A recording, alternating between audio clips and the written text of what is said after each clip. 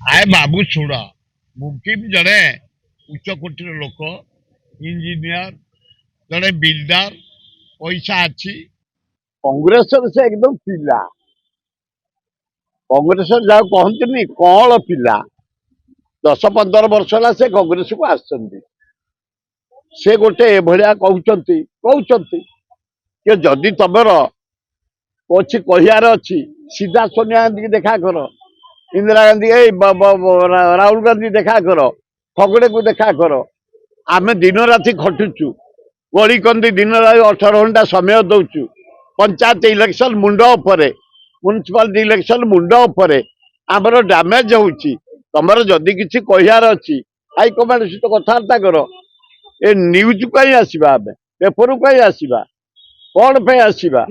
ଆମେ ଜଣେ କଂଗ୍ରେସର କନିଷ୍ଠ ମେମ୍ବର। ଆମେ ତମଠୁ ଆମେ ଯଦି ହିସାବ କରିବା, ତମେ ଜେଜି ଅମଳର, ଆମେ 60 ବର୍ଷ କଂଗ୍ରେସରେ ଆମେ କାମ କଲୁ।